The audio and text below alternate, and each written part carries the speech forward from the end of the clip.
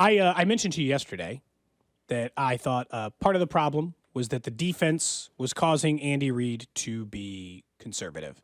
I've got proof that Andy is being too conservative, and especially why it might matter for this game on Monday night against the Eagles. Because I understand sometimes I'm like, hey, I think he's being too conservative, and you want to put pen to paper. Okay, great. Well, someone put together an entire statistical graph of times teams go for it when mathematically they should go for it, right? Everybody runs these probability charts. Gold, you and I both think that there's times in the moment when you can decide if it means something more than just a number. But this is aggregated over the entire course of this, and Kansas City Chiefs rank the 10th lowest in go for it when the math says you should. The only teams who go for it less, shockingly, are two of the teams playing on Thursday night, the Ravens and the Bengals. The Broncos, the Patriots, the Rams, the Steelers. I mean, conservative offenses, right? Across the board. Number one on this list, by a huge margin, the Eagles. They go for it, and the mathematically time to go for it, 90% of the time. The Chiefs go for it in those situations less than 40. Does this also go back to the short yardage, QB sneak, tush push stuff? You know, we're talking about going for it when you should. Aren't you more likely if you're Philly to go for it when you quote unquote should because you're confident you got a play that works 95% of the time? Probably. I mean, but he's got Mahomes. Isn't there just a certain amount of like unbridled confidence you should have in I have Patrick Mahomes, this thing will get done? To be the 10th lowest, look, I could accept Gold at some point, somewhere in the middle even. Because again, I don't understand. And this is proving a little bit of the point that I don't understand these teams. The teams with great defenses are all doing the same thing Andy is. And I still think that someone should do the opposite. Look at the teams who don't go for it. The Ravens, great defense. Cincinnati's defense has played significantly better the last 4 games or so. Steelers, great right? Like there are a lot of defensive teams who don't go for it. I don't know if we have the stat from last year. They were, I looked it up. They were about 10 spots higher last year. They were 10 spots. Because I wonder if as much has changed as we think. Like 10 spots higher last year and going for it. Like I never thought Andy Reid was like the most aggressive head coach. He was creative. That doesn't mean you're always aggressive, right? There's a difference. He's never been overly aggressive. He's never going to be what Nick Sirianni does in Philly, and he never has been. Or what Kyle Shanahan or these other teams that we know really lean into that.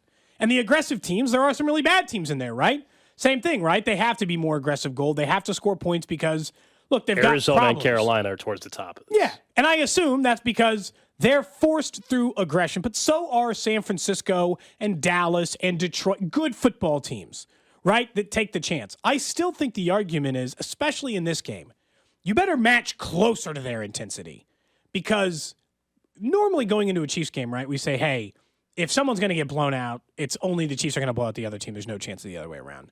Because of the Eagles' aggressiveness and their ability to score in those things, there is a chance that Monday night's game is an Eagles blowout. I don't think it will be. I disagree, man. Not with the Chiefs' defense. Like, I hear you on the offensive part, but the Chiefs' defense is good as they've been. I think that's what Andy keeps telling himself. They're not getting blown out with this defense. I'm not telling you the offense is going to be able to put up 35 and keep up in that way. I don't think the defense puts you in a spot where you have to do that, which is why we've had this discussion a couple times. Go back to the Miami game. Like it's backwards where we've normally been, but the Chiefs are more likely to win a game in the 20s, 24-21 than they are 38-35. And it's not solely just the offensive issues. It's also how good the defense is. Like I don't think Philadelphia has any more chance to blow out the Chiefs than anybody else. The Chiefs defense is better than the Eagles defense. How much more does it concern you if a team gets ahead by double digits, though? I mean, that's what I'm saying. I don't believe the Chiefs are really. It happened against Denver, right? They had the 5 turnovers. Yes. Other than that, like not with this defense, I don't think the Chiefs are finding themselves down, 14 points. Unless they shoot themselves in the foot by turnovers. Sure, and any team you have 5 turnovers, 4 turnovers, you're gonna. We've experienced that, right? That happens for any team, and those are rare circumstances that I don't think really matter for the type of the conversation we're having here. I just wonder, like, especially against a team. Gold, you had asked me, like, just especially against a team who will do it every single time. Shouldn't you match that a little bit? This is kind of what you were saying yesterday when the Eagles get a little bit of the Chiefs treatment from years before, where that's why teams are throwing it more against Philly. That's why teams are more aggressive against Philly. They know Philly not only goes for it a lot, has a high rate of success in going for it in those situations. So you don't have to chase points like we were talking about with Penn State, right? You don't have to come off stupid and do this like, oh, we better just get points under any circumstance. But if it's 4th and 1 from the 5-yard line and you're 5 yards away from a touchdown, I need Andy to push in those situations. Those are go-for-it situations because of how much they swing your win probability. The play, though, that should be giving you the highest probability of converting, you refuse to do, though. Oh, I know. That's the problem. But you and I are still fine with just seeing if Pacheco can get a yard. I am. It's so rare that it's Pacheco up the middle on 3rd and 1. It drives me nuts. How many times do you think it's been Pacheco? Like, if just in your gut, what's it feel like? Let's say they've had 30 3rd and 1s this year. How many times do you think that was just a Pacheco run? It feels like it's been like 10 to 15% of the time. Yeah, it feels like it's been like 4 times. It's probably like 12. Yeah, it's probably like 30 or 40% of the time. Yeah. But it's still not 50. It feels like it could be 50, should be 50, right? You know, you got a good shot that you're guessing versus I feel like they get to guess on it's play action, it's end around, it's Rashee Rice handoff, it's whatever.